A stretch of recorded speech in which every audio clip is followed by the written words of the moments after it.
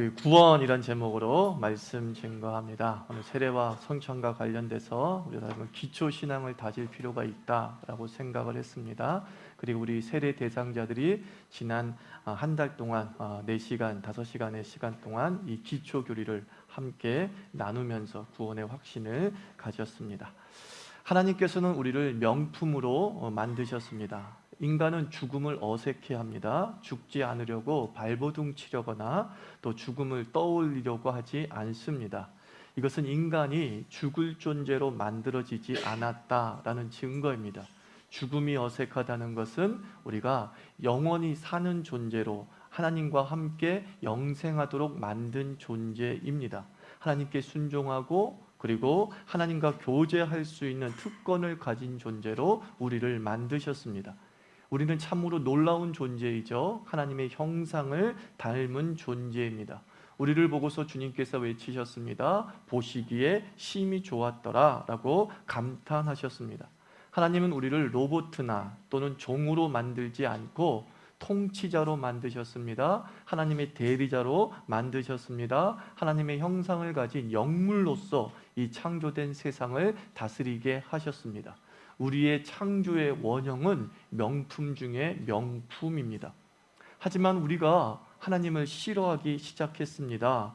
대단한 존재로 창조된 사람에게 영생 대신 죽음이 들어오게 되죠. 그 죽음은 성경은 죄의 대가다라고 말씀하고 있습니다. 그래서 하나님을 떠난 자는 정령 죽으리라 라고 말씀하고 있습니다. 죄가 무엇입니까? 우리 쉽게 죄를 한번 정의해 보았으면 좋겠습니다. 나는 죄진 거 없는데 자꾸 나보고 죄인이라고 얘기하니까 라고 하는 사람이 있죠. 성경에서 말한 죄란 크게 세 가지입니다. 첫째, 죄란 하나님께 대항하는 겁니다. 하나님께 대항하는 것. 마귀는 하나님처럼 되려고 하나님께 대항했습니다. 그리고 사람의 영혼을 조종해서 끊임없이 하나님을 향해 삿대질하게 만듭니다. 하나님과 싸우려고 하고 하나님의 뜻에 거스르려고 하는 것이 죄죠. 또 성경에서 말한 죄란 뭐냐? 죄란 하나님이 필요 없다라고 하는 것이 죄입니다.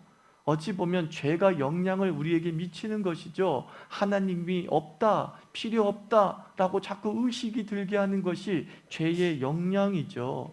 하나님을 믿느니 나를 믿는다라고 말하는 사람이 있습니다.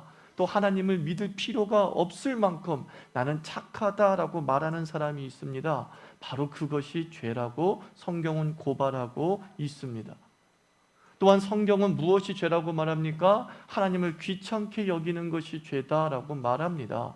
우리 안에 예수 그리스도에 대한 구원의 확신이 점점점 옅어지면 나타나는 현상 중에 하나가 죄가 스물스물 우리를 지배하면서 옛사람의 습성을 일으키죠. 참 귀찮다. 예수 믿는 게 귀찮다. 신앙이 귀찮다라는 겁니다. 하나님의 뜻대로 사는 것이 억압처럼 여겨집니다. 마음대로 살고 싶어서 하나님을 모른 척하는 것 역시 죄다라는 것이죠.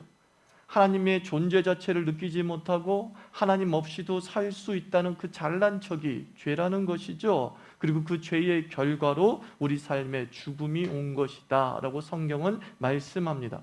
그래서 죄를 해결하지 못하는 한 우리는 육체적으로 심리적, 경제적 악순환을 끊을 수 없습니다. 죽음이라는 것이 단순히 우리의 목숨이 끊어지는 것을 의미하는 게 아니라 숨을 쉬는 것을 의미하는 것이 아니라 우리 전체의 삶의 결핍과 부족과 한계 상황, 그것을 죽음이라고 정의할 수 있습니다. 놀랍게도 그러나 죄가 우리의 마지막 모습이 아니죠. 죽음이 우리의 마지막 모습이 아니죠. 또 성경은 말씀합니다. 우리를 향한 하나님의 법이 있다라고 말씀합니다. 우리를 너무나 사랑하시는 하나님께서 우리의 죄에도 불구하고 영생을 주시기로 작정하셨다라는 것이죠. 죄의 삭은 사망이지만 그 사망을 하나님의 아들 예수 그리스도에게 짊어지게 하셨습니다. 이게 하나님의 구원의 방법이죠. 예수님은 완전한 인간으로 이 땅에 오셨습니다. 완전한 하나님으로 이 땅에 오셨습니다. 그런데 십자가에 달리실 때만큼은 예수님은 완전한 인간으로 고통을 당하셨습니다. 왜냐하면 죄의 삭은 사망입니다. 죄의 삭은 죽음입니다. 그것을 인간이 담당해야지만이 하나님의 공의가 이루어지거든요. 하나님의 속성은 공의와 사랑 두 가지가 있습니다. 사랑은 뭐예요? 용서해 주는 것이죠. 공의는 무엇입니까? 죄에 대해서 형벌을 내리는 것이죠.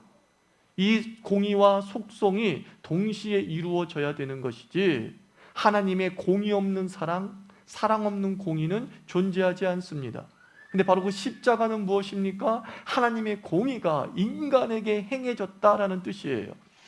너가 죄를 지면 죽는다 그랬지? 넌 죽어야 돼. 하지만 너는 이 죽음을 감당을 못하기 때문에 예수 그리스도께서 인간으로 오셔서, 완전한 인간으로 오셔서 그 인간의 모든 죄를 담당하면서 죽으셨다라는 것이죠.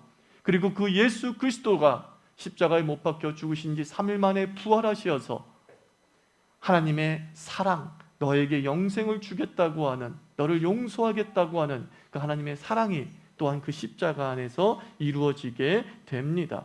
그래서 우리도 이 예수 그리스도를 믿으면 예수처럼 죽음을 이기고 다시 살 수 있다. 이것이 구원입니다. 구원은 참 어려운 것처럼 보이지 않습니까? 예수 그리스도께서 나를 위해서 죽으셨다. 예수 그리스도께서 나를 위해서 부활하셨다. 이게 어떻게 믿어져요? 그게 어떻게 우리에게 구원을 줘요? 라고 얘기를 합니다. 그러면서 매우 불합리하다라고 얘기하죠. 정말 불합리합니까? 정말 비상식적입니까? 그렇다고 한다면 우리가 세상에서 구원을 얻는 방법을 한번 생각해 봅시다. 그게 가능한 것인지 한번 여러분에게 묻고 싶습니다. 세상에 여타 거의 모든 종교는 이렇게 얘기합니다. 선을 행하면, 죄를 짓지 않으면 극락에 간다는 거예요. 천국에 간다는 거예요. 다른 세상에 간다는 거예요. 그 세상에 죄 안 짓고 사는 사람이 있습니까? 가슴에 손을 얹고 생각해 보십시오. 한 번도 죄를 안 짓고 살았습니까? 분노한 적 없어요? 신경질 부린 적 없어요? 거짓말한 적 없어요? 결국은 뭔지 아십니까? 세상에서 선을 행하면 네가 구원을 받는다는 것은 불가능한 구원을 얘기하고 있는 거예요. 도저히 그건 불가능해요. 근데 마치 우리는 그것이 가능한 구원이냐? 선을 행하면 구원받는다며? 그게 더 바람직한 거 아니야? 아니요, 바람직해요. 그럼 구원받는 사람이 있습니까? 없다는 게 이게 문제인 거예요.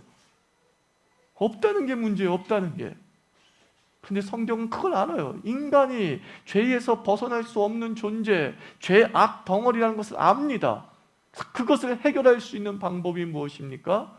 믿기만 하라는 거예요. 이 예수가 너의 죄를 위해서 죽었고 너를 위해서 다시 살았다며, 이 예수가 너의 구세주 되심을 믿기만 하라는 거예요.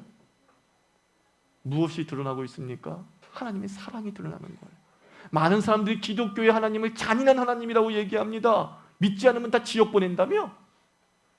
지옥 보내려고 믿음의 제도를 만드신 게 아니에요. 다 구원받게 하려고. 너희들의 죄로 천국 가고 극락 갈 사람을 정하면 아무도 못 가는 걸 알기 때문에 어떻게든 거짓말하는 인간도, 어떻게든 쉽게 분노하는 그 인간도 다 하나님의 품에 안기게 하시기 위한 사랑이 믿음이라고 하는 구원 제도에 담아두신 것입니다. 하나님은 잔인한 하나님이 아니에요. 믿지 않는 자는 다 지옥 보내려고 제도를 만드신 것이 아니라 모든 믿는 자를 구원하시려고 하는 넓은 구원의 통로가 예수 그리스도인 줄 믿습니다. 얼마나 이게 도리어 합리적입니까? 얼마나 이게 가능한 구원임을 우리에게 알려주고 있습니다. 우리 자신 한 사람 한 사람이 이제 그 예수 그리스도를 믿음의 주로 고백하는 것이죠. 우리가 구원받았다는 증거가 있습니다. 구원받았다는 증거는 성경은 이렇게 얘기합니다. 너희가 마음으로 믿어 의에 이르게 되고 입으로 시인하여 구원에 이르게 된다라고 했습니다. 내 입에서 나오는 고백이 구원의 증거다라고 말씀하고 있습니다. 예수 그리스도께서 나를 위해서 죽으신 줄 믿습니까? 그 예수 그리스도께서 3일 만에 부활하신 것을 믿습니까? 그리고 그 예수 그리스도를 믿음으로 나도 구원받음을 믿습니까? 이게 구원의 증거라는 거예요. 너무나도 쉽게 내 입에서 그 물음에 대해서 아멘으로 화답하는 모든 자는 구원의 확신이 있는 줄 믿습니다. 그리고 또 하나 무엇입니까? 하나님을 아버지라 부르게 됩니다. 오늘 영접하는 자, 곧 그리스도를 믿는 자는 하나님의 자녀가 되는 권세를 주었다 그랬어요. 하나님의 자녀는 하나님을 뭐라고 부르게 됩니까? 아바, 아버지라 부르게 된다라고 했어요. 아유, 아빠, 아버지라 부르는 게 뭐가 그렇게 어려워요? 라고 할지 모르겠지만 구원의 확신이 들지 않는 자는 하나님을 감히 아버지라고 잘 못 부르게 되는 거예요. 참 신기해요. 우스갯얘기가 있지 않습니까? 며느리가 예수님을 너무나 잘 믿습니다. 그리고 나서 날마다 교회에 와서 기도합니다. 그리고 하나님 아버지 부르짖습니다. 그래서 이 시어머니가 야, 나도 한번 교회 가서 기도 좀 한번 해봐야겠다 그랬다고 합니다. 그리고 교회 와서 하나님을 부르는데 이렇게 불렀다는 거죠. 오 하나님 사돈 양반. 그죠? 며느리가 하나님 아버지라 부르니까 자기 사돈 양반이죠. 아버지란 이름이 쉽게 나오지 않는다고 하는 농담 섞인 예라는 것이죠. 여러분 기도할 때마다 하나님을 나의 아버지라고 부르짖습니까? 하나님이 역사하신 것입니다. 성령이 그 안에 역사하면 예수 그리스도를 주라 시인하며 아바, 아버지라 부르게 되느니라. 여러분 이미 성령 충만한 사람인 줄 믿습니다. 각종 하늘의 은사가 없다 할지라도 최고의 성령 충만은 나의 하나님을 아바, 아버지라 부른다는 거예요. 그 아버지께 기도한다는 거예요. 그것이 여러분 삶의 구원의 증거인 줄 믿습니다. 또 하나의 구원의 증거가 무엇입니까? 하나님을 예배하는 마음이 생긴다는 거예요. 하나님을 경외하는 마음이 생긴다는 것입니다. 그로 말미암아서 그 구원의 결과는 요한복음 6장 35절 보면 내가 곧 생명의 떡이니 내게 오는 자는 결코 줄이지 아니할 터이요 나를 믿는 자는 영원히 목마르지 아니하리라. 삶의 풍성함입니다. 인생의 풍성함입니다. 그리고 마지막 구원의 증거는 무엇입니까? 예수님을 닮아갑니다. 개신교는 이것을 성화라고 하지요. 우리가 예수를 주라 고백하고 아버지라 부르며 예배하는 삶으로 끝나는 것이 아니라 우리의 인격이 하나님의 형상이 회복되어져 있기 때문에 그 하나님의 형상인 예수의 인격이 드러나기 시작한다는 거예요. 더 윤리적이게 됩니다. 더 도덕적이게 됩니다. 빛과 소금의 역할을 감당하게 됩니다. 삶의 변화가 없는 구원의 확신은 없습니다. 이 네 가지는 함께 가는 거예요. 어느 하나만 가지고 이 사람이 구원의 확신이 있다 없다가 아니라 이 네 가지가 조화를 이루면서 우리가 구원받은 백성임을 증명하고 사는 것이죠. 날마다 옛사람이 죽고 예수 그리스도의 새 사람이 살아나는 그리스도인 되기를 주의 이름으로 축원합니다. 고백합시다. 나는 구원받았습니다. 다시 한번 나는 구원받았습니다. 그리고 또 한번 외치십시오. 나는 예수 닮아갑니다. 그 구원이 우리 삶에 충만한 줄 믿습니다.